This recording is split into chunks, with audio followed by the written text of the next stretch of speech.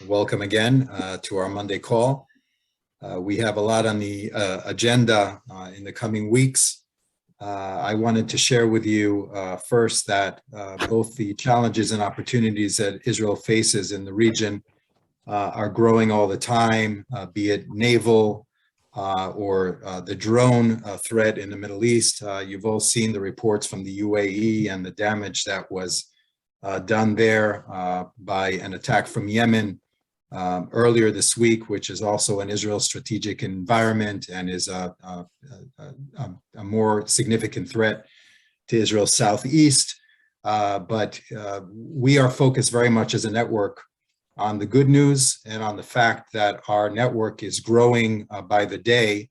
And we're also preparing for the day after, we hope, the day after this latest variant, and our ability to renew our delegations. You should know, as ELNET donors, supporters, activists, that we are planning more than 30 delegations this year from all over Europe to Israel.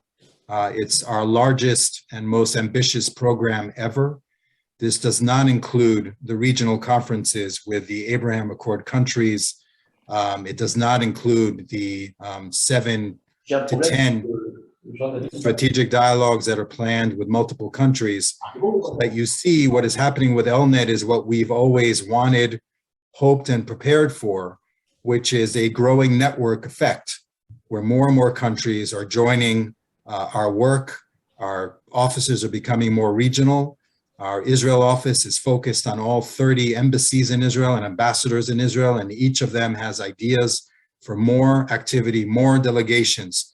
And as this pro-Israel advocacy network grows, so will our need to increase our capacity on the ground in Israel and in each one of our affiliate offices in Europe and in the expected future offices that we plan for years to come. So we call on you, our community of support, to think about what this means, to think about how the geopolitics are changing and the growing importance of Europe, but also the size capacity needs of ELNET as it grows to become what it already is, the largest pro-Israel advocacy network in Europe. But that will mean that we need to increase our infrastructure, increase our capacity in the years to come. So this is for all of you to think about as you follow our programs. And we thank you again for your support and expect all of you to be with us as we continue to grow and meet the challenges and opportunities of Israel, the region, and Europe. So without further ado, our very able director in Germany, Kerstin, the floor is yours to introduce our speaker and topic today. Thank you. Please, not too many flowers beforehand. Thank you very much, David. Good day, good afternoon, good evening for all of you joining in today from the US and also from Europe. My name is Kerstin Müller and I'm the Executive Director of the European Leadership Network in Germany. For those of you who do attend our briefings regularly, this weekly session is hosted by Friends of ELNET in close collaboration with ELNET, the European Leadership Network. Speaking about Germany, and Germany, as all of us know, is by today one of Israel's closest allies. And what was once unimaginable turned into a deep and true friendship. Generations of politicians have worked for and shaped these unique relations. And among them is our honorary speaker today, Kerstin Müller. Kerstin Müller served as a Minister of State at the German Federal Foreign Office from 2002 to 2005. And for almost 2 decades, she was a member of the German Bundestag for the Green Party. She has been appointed to the advisory board of ELNET in Germany last summer, in summer 2021. And further, she is a senior associate fellow at the renowned German Council on Foreign Relations, the DGAP. So Kerstin, it's an honor and a pleasure to have you with us today or tonight, however you want to see it, and in what time zone you may feel comfortable these days. And those of you, and we have some participants also from Germany, know that before you even held other various political positions, including chairwoman of the Green Parliamentary Group in the Bundestag, and also the Foreign Affairs spokesperson of the Greens in the Bundestag. And not to forget about this, very important, you served several years actually in Israel, heading the Heinrich Böll Foundation, so the political foundation that is affiliated to the Green Party. So you do look back at an impressive career. And I wonder, maybe we start with what motivates you personally to work for the German-Israeli relations, which is like a red line across your whole impressive career. Yeah, exactly. Well, first of all, good evening to everybody. I'm really very glad that you have invited me to this discussion and to get to know more about you, about the donors of ELNET, the network, and your expectations, your point of views. I'm very happy that I will be able to support ELNET in the future, that I joined the advisory board. Personally, I can say that for many years I have worked on various levels of politics and the society for the goals ELNET is committed to, like the German-Israeli and the European-Israeli relations, as well as the fight against anti-Semitism. The German-Israeli relations and the fight against anti-Semitism are not only a matter close to my heart, as you already said, Kerstin, but it is actually also somehow kind of my life theme, which runs like a red line through my biography. First as a head of the Green Parliamentary Group from 1994 to 2002, and then of course as a Minister of State in the Foreign Office. Israel and the Middle East conflict has always been one of my main topics, I could say. So what drives me are of course the lessons from the Holocaust and the Second World War. I think I'm really convinced of that we as German politicians have the obligation to fight against anti-Semitism wherever it occurs, and be aware that our relations with Israel will therefore always remain special. So later on, as a foreign policy spokeswoman for the parliamentary group, and then also as a director of the Heinrich Böll Foundation in Israel, I deepened these relations and I expanded my network. And I can say that especially the 5 years, of course, as director of the Heinrich Böll Foundation in Israel have given me very valuable and important insights of the Israeli society. And of course, I made a lot of new relationships and met great people. So now I'm working on these topics again as a senior associate fellow of the DGAP, German Council on Foreign Relations. And yeah, here it's especially important to me to open up the debate on Israel, on the Middle East conflict, which is kind of in a deadlock. I try to do this through articles, debates, and through my membership in the advisory board. So here we are. Thank you very much. And let me tell you, every time we speak, you still manage to impress me and in a very positive way. And I think what you just mentioned about the responsibility of German parliamentarians, which is truly bipartisan when it comes to Israel and the safety of Jewish life.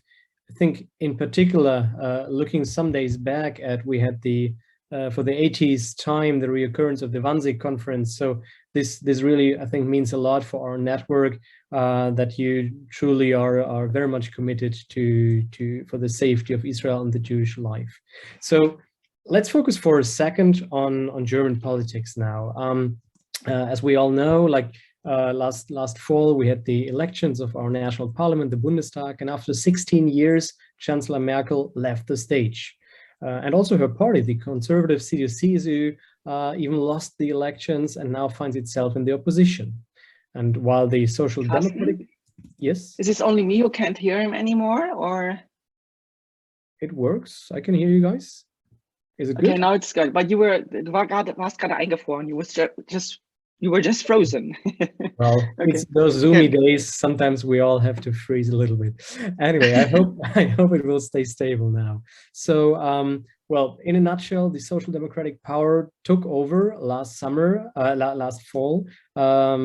Olaf Scholz is now running the new government, being the former mayor of the state of Hamburg, and the new parliament, the new government is the so-called traffic light coalition of Social Democrats, your own party, the Greens, and the Liberals. So maybe you can help us to get a little bit of a better understanding of German politics.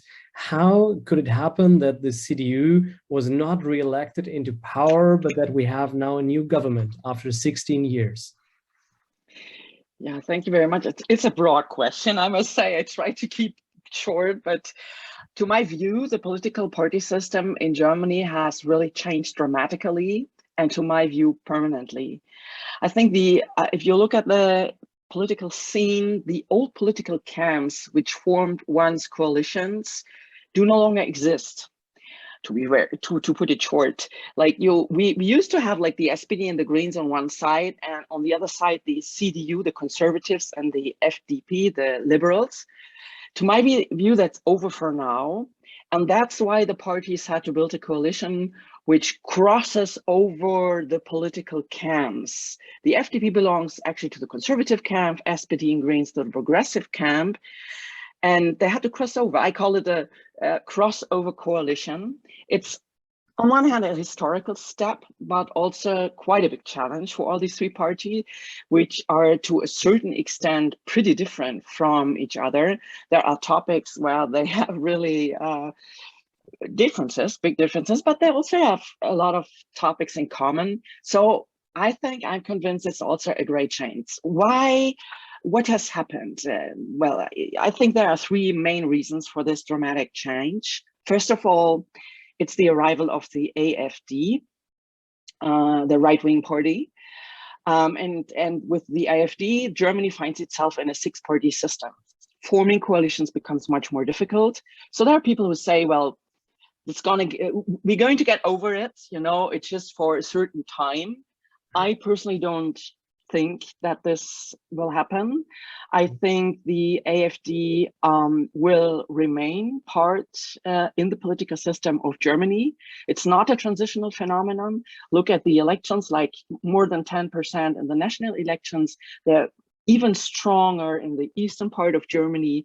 Brandenburg, Saxony, Thuringia, they got over 20% in 2019. So that's one big thing. Second, the CDU, the conservatives, after Merkel, are in a serious crisis. And I hope, Kerstin, it's okay when I say this, because I know that you came from this party, right. but we just have to see the facts, you know, we have to be realistic. First of all, they had a very weak candidate during the elections. One reason for their losses, I know, even in the CDU, it has been seen like this. They just elected a new party leader this weekend, Friedrich Merz. He was already the chair, and I used to be the chair of the parliamentary group, so I'm not really sure if he's the man of the future, but that's the new guy. And I think really the CDU must reinvent and reposition itself. They need to discuss in which direction they want to go, more conservative, in order to regain votes from the AfD or remain in the center. So no coalitions with the AfD. I don't want to be in the position of the CDU because I think it's a really difficult situation for them. It's not easy to answer at all. And in comparison to what happened to the CDU, the SPD, surprise to all of us, showed a much more coherent campaign, and they didn't have any struggle about the candidate, Olaf Scholz, and so forth. Actually, Olaf Scholz, his campaign was like, he was kind of imitating Angela Merkel. Everybody was saying, like, he was very silent and not very provocative and not very, you know, so you could vote for this guy. You didn't know why not, kind of like that. And then the third factor, I think, is my own party, the Green Party. We have changed significantly during the last years. We went through this crisis. The CDU probably has to go through now. And so the party does now play an even more crucial role in the political system. Why? We're presenting much more, quite a good personnel, like Annalena Baerbock, who is now foreign minister, Robert Habeck, who is now the minister for economy and climate change. They really led the party beginning with 2018 in a very stable condition, and of political internal fights and of the party wings and so forth. They formulated a very clear strategy. The goal is actually to replace the SPD as the party of the center left. So we're kind of strategically now in the role of the kingmaker, this is the reason why also programmatically we can say somebody or we are going to build coalitions with everybody, may it be the CDU or may it be the SPD. It depends if they are ready to agree on our core or main demands programmatically. That's a major change in our strategic compared to former years and election campaigns. And so one of the questions we discussed in advance, I think that the topic of climate change, like that we represent the young, urban, highly educated, postmodern middle classes. This led to the fact that we gained a lot of the young voters. 22% of the young people under the age of 30 voted for the Green Party, which is a very, very big success. So I think these are the three main factors which led to this dramatic change of the political system. Well, thank you very much for this tour d'horizon through German politics, which I think is, well, obviously fundamental for our work here on the ground, but also very helpful to discuss the next big issue, which obviously is what will be the impact of the new German government, this new coalition, on, in particular, German-Israeli relations. And just reminding ourselves, about a year ago, ELNET-Germany published a survey that was conducted among German parliamentarians, where 75% of all MPs across the party spectrum called for closer collaboration between Germany and Israel and for more engagement of the German government in the Middle East. However, during the whole election campaign of almost all parties, foreign policy, if we just think back of what we saw on the posters and in the political debates on TV and so on, foreign policy really didn't play a big role, right? It was a lot about Corona, and it was a lot about Corona and maybe some other issues. Even climate change during the peak time of the election campaign was not #1 priority, at least for the majority of the commentators. So I wonder, like, what's your point on this? Do those three parties actually share joint interests when it comes to Israel? Do we have to expect a real change? And if so, on what kind of policy levels could that be?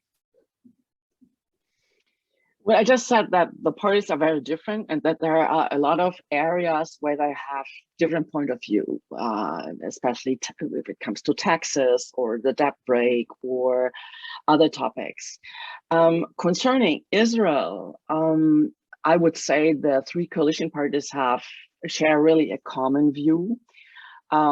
Here, I think it's important to look a little bit deeper into the coalition agreement itself, which is very clear concerning Israel and Germany's responsibility for Israel's security and to strengthen the bilateral relations with Israel on one hand, and to fight anti-Semitism, to protect and foster Jewish life in Germany on the other hand. If I may quote the coalition agreement, it says in the foreign policy chapter, Israel's security is a matter of state for us. The so-called Staatsräson, I don't really know the English term for this.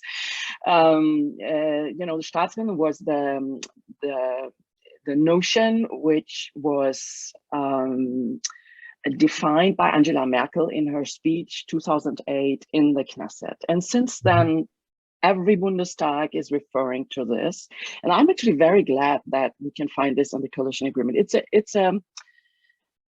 It's a big statement, I would say, and it's not, it's nicht selbstverständlich, it's not like that. And it also says, we condemn the ongoing threat to the state of Israel and the terror against its people. So I think here it's very clear, and even if the coalition paper doesn't mention explicitly the Israel's right to exist, I mean, since they refer to the Staatsräson, the matter of state, to the responsibility of the state for Israel's security, I think this is, of course, included and doesn't need to be mentioned explicitly again. And on the other hand, in the chapter where they are dealing with domestic policies and liberalism and freedom and stuff like that, here there's also a clear statement: we strengthen initiatives that promote Jewish life and its diversity and fight all forms of anti-Semitism. And even they refer very clearly to a resolution of the German Bundestag from the previous legislation, as the Bundestag has decided with reference to the definition of the International Holocaust Remembrance Alliance. Well, I had a lot of discussion the last years about these definitions of the International Holocaust Remembrance Alliance. I'm personally convinced it's a very important definition. It was a very important process which we had together with the AGC and so forth. And also this, I think, is a big statement, you know, that they refer to this broad and new definition. And it's an obligation, you know. I hope we're gonna see it in the implementation of the politics. And the third remark I want to do is, especially if we look at the Greens and the FDP, they do not only want a new start for the German society, but also concerning the international relations, and for both the issue of modernization of German society is very important, digitalization. And therefore, I'm convinced that these topics will also become a major part of the German-Israeli relations, even much more than it has been already. So the topic of climate change, sustainability, economic growth, I hope will become an issue. The topic of fostering, you know, supporting middle-sized companies, supporting IT and so forth. And there we have a lot of connections with Israel. And so I'm very sure that the coalition will continue to support the two ELNET projects, especially which deal with these topics. Well, that's what we all hope for, and also it's amazing to see that indeed maybe, well, I wouldn't say ELNET was a pacemaker, but we gave good examples on where we could do broaden and deepen the German-Israeli relations in the past couple of years, with a dedicated focus on innovation, digitalization, digital health, green tech, and so on. So it's amazing to see that the new government wants to even strengthen those topics. And looking at what we see from and hear from Israel, I think it's a similar standpoint on many of these topics also there from the new government. So maybe before we open up the floor also to questions from the audience, one last question, because obviously, and we see and hear it, the Green Party is still your party, and you mentioned it has become the kingmaker for this new government and probably for all others to come in the upcoming years. And it has almost developed into what we call in Germany a people's party, so really like a major player in the political arena, from a small niche party several decades ago. And now the Green Party has the Federal Foreign Office. So Annalena Baerbock, you mentioned her before, claimed to stand for a value-oriented foreign policy. And she's indeed having a hard time these days with Ukraine and all the other issues up front. But can you tell us a little bit more about her? Like, do you know her personally? What drives her? What motivates her? And what can we expect from her vis-a-vis Israel? Yeah, thank you very much for this question. Well, of course, everybody is curious. Who is this? A very young woman. Of course, I'm glad that for the first time, our former foreign minister is a woman. I think also this will make a change, will make a difference. But if you look at the content, I think already her first statements on her trips to the European partners and to the US, especially in the conflict with Russia and Ukraine, made it very clear that for her, value-based foreign policy, this is the term she is using, a value-based foreign policy embedded closely in the European Union and in cooperation with our transatlantic partners are of central importance or core importance for her. So I personally think we will see a real renewal of the transatlantic partnership relationship. And in this context, the German-Israeli relations and especially Israel's right of existence are one of the important pillars of foreign policy, of her foreign policy. I also want to give an example. Like just 3 days ago, one of her first statements was together with Yair Lapid, was on the occasion of the adoption of the UN resolution against Holocaust denial and distortion, which was even brought forward jointly by Israel and Germany because of the 18th anniversary of the Wannsee Conference on the 20th of January. And both committed themselves strongly to the fight against anti-Semitism and to their responsibility to preserve and protect the historical fact of the Holocaust. And I think this shows already how committed she is to Israel and to the international fight against anti-Semitism.